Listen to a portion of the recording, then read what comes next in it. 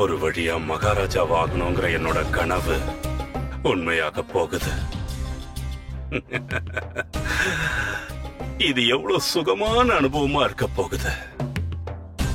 இப்போ அந்த பண்டிதர் ராமகிருஷ்ண என் முன்னாடி தலைய குனிஞ்சு நிக்கணும் இப்படி. ஆனா நான் அந்த சிம்மாசனத்துல உட்கார்ந்துகிட்டு அவனை கேவலம் ஒரு புழு மாதிரி நடத்த போறேன். ஏண்டா மணி, ஒரு பூனை எப்படி புலியாகிறது அதிசயமான விஷயமோ அதே மாதிரி ஒரு கொள்ளு நெறி சிம்மாசனத்துல உட்கார அதிசயத்தை இப்பதான் நான் முதல் முறையா பார்க்க போறேன். முட்டாள், நான் பிறந்ததே மகாராஜாவாகிறதுக்காகத்தான். என்ன பண்றது, கொஞ்சம் தாமதம் ஆயிடுச்சு. எப்படி இருந்தாலும் சிம்மாசனத்தை அடையத்தான் போறேன். நான் பிறந்ததே மகாராஜாவாகிறதுக்குத்தான். என்ன பண்றது, கொஞ்சம் தாமதம் ஆயிடுச்சு.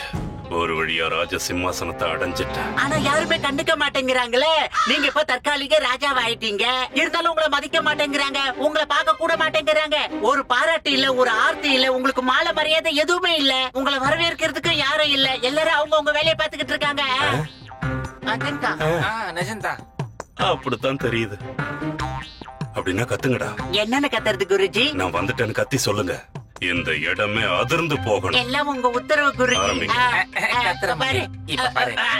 சீக்கிரம். பாவிங்கள்லயே மகா பாவி, கஞ்சன்லயே மோசமான கஞ்சன். அது உங்களை பார்த்தா தானா வருது குருஜி. இருக்க கொஞ்சம் பாருங்க. சூடு சொல்ற எதுவுமே இல்லாதவர், பாவிங்களுடைய தலைவர், தில்லுமுள்ளு அதிகமா செய்கிறாரு. இல்லாதவர், அறிவே இல்லாதவர், எங்கீதம் தெரியாதவர், மூக்கு முட்டை சாப்பிட்டு பழக்கப்பட்டவர், திமிரு பிடிச்சவர், அகங்கார பிடிச்சவர், அவமானங்களை தாங்கக்கூடியவர், பிச்சைக்காரர்களின் தலைவர். அரசபைக்கு வருகை தருகிறார். இந்த மகாராஜாவை எல்லாரும் வாழ்த்தி பாடுங்கள், சீராட்டி பாராட்டி பாடுங்கள். நாங்க குருஜி நம்முடைய தற்காலிக மகாராஜா ஸ்ரீ ஸ்ரீ ஸ்ரீ ராஜகுரு தாத்தாச்சாரியார் அரசவைக்கு இப்ப வருகை தருகிறார். நிறுத்துங்கடா. என்னாச்சு குருஜி? தற்காலிகம் அப்படிங்கிற வார்த்தையை எடுத்துருங்கடா. சரி, எதுக்காக அடிக்கடி தற்காலிக மகாராஜான்னு சொல்லிக்கிட்டே இருக்கீங்க? முதல்ல சொல்லிருக்கல, நான் மாத்திருப்பல. நம்மளுடைய மகாராஜா ஸ்ரீ ஸ்ரீ ராஜகுரு தாத்தாச்சாரியார் அரசவைக்கு வருகை தருகிறார். மகாராஜா தாத்தாச்சாரியார், மகாராஜா தாத்தாச்சாரியார், மகாராஜா தாத்தாச்சாரியார், மகாராஜா தாத்தாச்சாரியார், மகாராஜா தாத்தாச்சாரியார், தாத்தாச்சாரியார். ஆனந்தம், ஆனந்தம், பேரானந்தம். வாழ்த்துக்கள் தாத்தாச்சாரியாரே. நீ இப்போ ராஜ சிம்மாசனத்தையே அடைஞ்சிட்ட. நீ சாதிச்சிட்ட. நெல்லு தாத்தாச்சாரியாரே, நீ ரொம்ப சுலபமா ராஜ சிம்மாசனத்தை அடைஞ்சிட்ட. இவங்க எல்லாரும் என்ன குறைவாயிட போட்டுருவாங்க. அப்படி நடக்க நான் விட மாட்டேன். இவங்க எல்லாரும் ஒன்னா சேர்ந்து என்ன ராஜ சிம்மாசனத்துல உட்கார வைக்கணும். அவங்களே ராஜ்ய அபிஷேகம் செய்யணும். அப்பதான் உண்மையான சந்தோஷம் கிடைக்கும். அதுக்கு நான் நிச்சயம் ஏதாவது பண்ணியே ஆகணும்.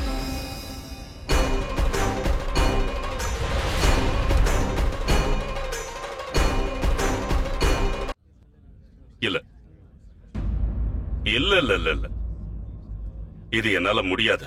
இது சாத்தியமே இல்ல. என்ன சாத்தியம் இல்ல? இந்த பதவி, இந்த ராஜ சிம்மாசனம், இது குல்வா வம்சத்துக்கு சொந்தமானது. என்னால இதுல உட்கார முடியாது. இது சாத்தியமே இல்ல. ஆனா ஆச்சாரியாரே, இந்த அதிகாரத்தை மகாராஜாவே உங்களுக்கு கொடுத்திருக்காரு. ஆமா, கொடுத்தாரு. எனக்கு அது தெரியும். அதுக்காக நம்ம மரியாதைக்குரிய மகாராஜாவுக்கு என்னோட நன்றியை தெரிவிச்சுக்கிறேன். ஆனா இந்த பதவியில உட்கார்றதுக்கு எனக்கு யோகியதை இருக்கா இல்லையான்னு எனக்கு தெரியல. இந்த இடத்துல என்னால எப்படி உட்கார முடியும்? இந்த இடத்துல நம்ம மகாராஜா ஸ்ரீ கிருஷ்ணதேவராயர் உட்கார்ந்து இருந்தார் இல்லையா? அப்படிப்பட்ட நம்மளோட மகா சக்கரவர்த்தியான ஸ்ரீ கிருஷ்ணதேவராயர் உட்கார்ந்திருந்த இந்த சிம்மாசனத்துல உட்கார்றதுக்கு யாருக்குமே தகுதி இல்ல. இல்ல இல்ல, இது என்னால நிச்சயமா முடியாது. இருந்தாலும் தற்காலிக மகாராஜா, நீங்க ஒண்ணு மறந்துட்டீங்க. அதே மகாராஜா தான் உங்களுக்கு இந்த பதவியை ஒப்படைச்சிருக்காரு. அந்த பதவிய நீங்க ஏத்துக்கிட்டு தான் ஆகணும். உங்க அனுபவம் மிக்க அறிவால இந்த ராஜ்யத்தை நீங்க ஆண்டுதான் ஆகணும். அது எனக்கு தெரியும், ரொம்ப நல்லாவே தெரியும். ஆனா நான் என்ன பண்றது?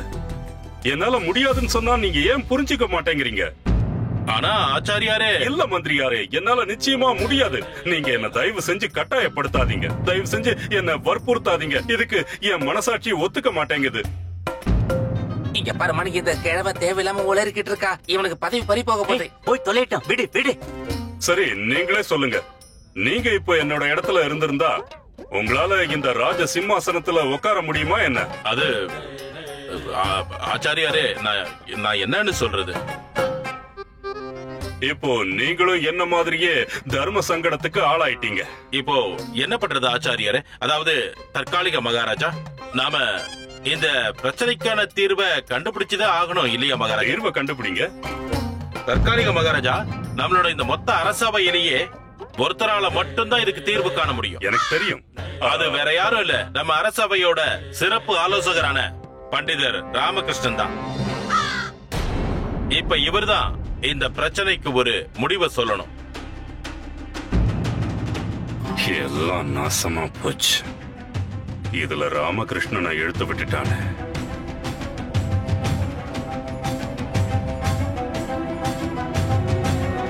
சொல்லு சிறப்பு ஆலோசகனே, இந்த விஷயத்துல உன்னோட யோசனை என்ன? நான் என்ன பண்ணணும்னு சொல்லு. நான் இந்த சிம்மாசனத்துல உட்காரணுமா இல்ல உட்கார வேண்டாமா? சொல்லு. என்ன கேட்டீங்கன்னா நீங்க உட்கார வேண்டாங்க. உட்கார கூடாது ஆச்சாரியாரே. நீங்க நினைச்சது சரிதான். நீங்க மட்டும் இல்ல, வேற யாருமே நம்ம ஸ்ரீகிருஷ்ண தேவராயர் உட்கார்ந்த இந்த சிம்மாசனத்துல உட்கார்றதுக்கு தகுதியானவங்களே கிடையாது. 7 லோகங்கள்லயும் நம்ம மகாராஜாவை தவிர இதுல உட்கார்றதுக்கு தகுதியானவங்களே கிடையாது. ஆனா பண்டிதர் ராமகிருஷ்ணா, மகாராஜாவோட உத்தரவு, அவரோட உத்தரவை நம்மளால எப்படி மீற முடியும் சொல்லுங்க? ஆமா மந்திரியாரே, சரியாதான் சொல்றீங்க. மகாராஜாவோட உத்தரவை நாம நிறைவேற்றி ஆகணும்ல. உனக்கு என்ன பைத்தியமா? சிறப்பு ஆலோசகனா இருந்துகிட்டு இப்படி பைத்தியக்காரத்தனமா பேசலாமா? அதுவும் சரிதாங்கிற, இதுவும் சரிதாங்கிற, உட்காரலாங்கிற, உட்கார கூடாதுன்னு சொல்ற. இந்த குழப்பத்தை எப்படி தீக்கிறதுன்னு நீயே சொல்லு. இது ரொம்ப சுலபமான விஷயம் தான் ஆச்சாரியாரே. அதுபடி செஞ்சா மகாராஜா உத்தரவை கடைபிடிச்ச மாதிரி இருக்கும், உங்க மனசுல இருக்கிற குழப்பத்துக்கு பதில் கிடைச்ச மாதிரியும் இருக்கும். அடடா, இப்படி குழப்பாம இந்த குழப்பம் போகணும்னா அதுக்கு முதல்ல என்ன பண்ணணும்னு சொல்லு. நான் எங்க உட்காருது? இங்க உட்காரவா? இந்த தரையில இப்படி உட்காரவா? இங்க உட்கார்ந்தா சரியா இருக்குமா? இந்த தரையிலேயே உட்கார்ந்து ஆட்சி செய்யலாமா? சொல்லு சொல்லு. ரொம்ப சரியா சொன்னீங்க குருதேவா. நீங்க அங்க உட்கார்ந்துகிட்டு தான் ஆட்சி செய்யணும், மகாராஜாவோட பாதங்கள் கிட்ட. நீங்க சிம்மாசனத்துல உட்கார்ந்த மாதிரியும் இருக்காது, ஆட்சி செஞ்ச மாதிரியும் இருக்கும்.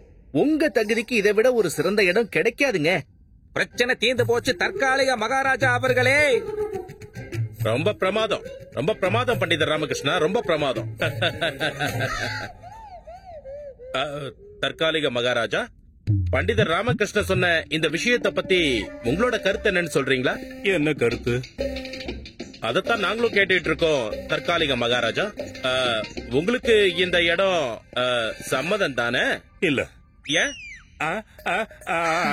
சம்மதம் தான், நான் ஏத்துக்கிறேன். இங்கே உட்கார்றேன். இங்க உட்கார்ந்தா மகாராஜாவோட பாதங்கள் கிட்ட இருக்கிற மாதிரி இருக்கும். இங்க உட்கார்ந்து ஆட்சி செய்யறேன். தற்காலிக மகாராஜா தாத்தாச்சாரியாரின் முதல் உத்தரவு.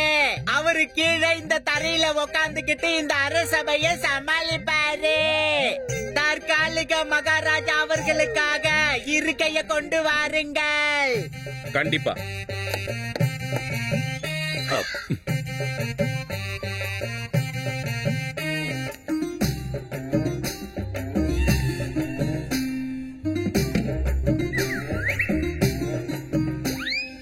அடடா, உங்களுடைய இந்த சுவாமி பக்தி இருக்கே, அதுக்கு இந்த பண்டிதன் உங்களுக்கு தலைவணங்குறான் குருதேவா. ஓ, மன்னிக்கணும், தற்காலிக மகாராஜா.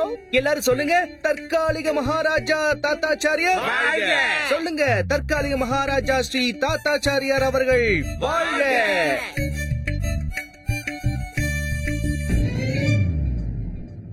இத நீ வேணும்னே தான் செஞ்சிருக்கேன்னு எனக்கு நல்லா தெரியும் ராமகிருஷ்ணா. என்ன தரையில உட்கார வச்சுட்டல்ல. ஆனா நீ ஒரு விஷயத்த மறந்துட்டியே ராமகிருஷ்ணா. இப்போ எல்லா அதிகாரங்களும் என் கையில தான் இருக்கு. ஏன்னா நான் தான் உங்களுக்கு ராஜா. இந்த முறை ஒண்ணு அரசவையில இருந்து இல்ல, இந்த ராஜ்யத்தில இருந்தே ஒட்டு மொத்தமா துரத்தி அடிக்கலன்னா என்னோட பேரு தாத்தாச்சாரியார் இல்ல. உன் ஜாதகத்தையே மாத்தி காட்டுறேன். உன்னை நான் நிச்சயமா அழிக்காம விட மாட்டேன்.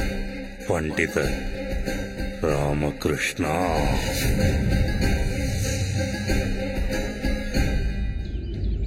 நான் உங்க மகாராஜா குண்டப்பா.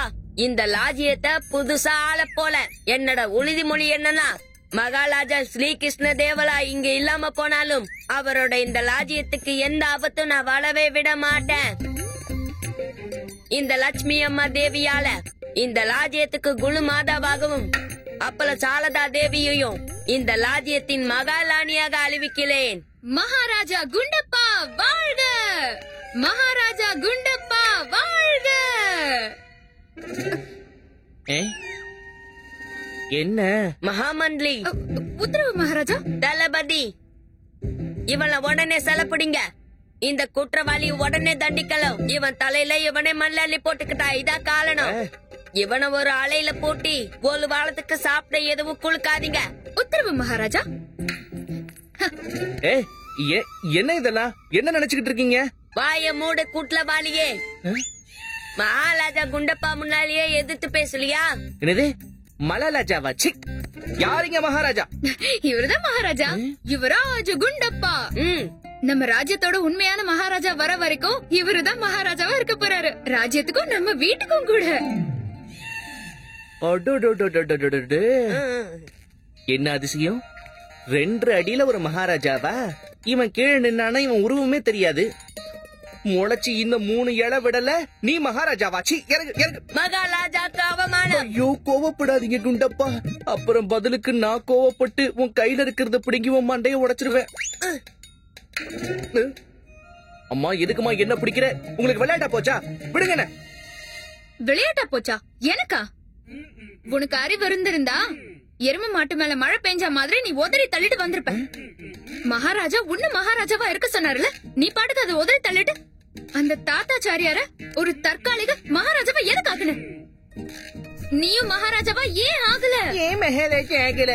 மகாராஜாவா இருக்கிறது என்ன சுலபம் நினைச்சியா? அது எவ்வளவு கஷ்டமான விஷயம் உங்களுக்கு தெரியாது. அது ஒண்ணு சாதாரண கிரீடம் கிடையாது, அசாதாரணமான முள் கிரீடம்.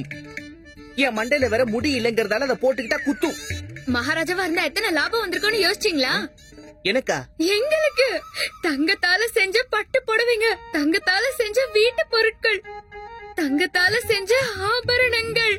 தங்கம் தங்கம், எங்க பார்த்தாலும் தங்கம் தான்.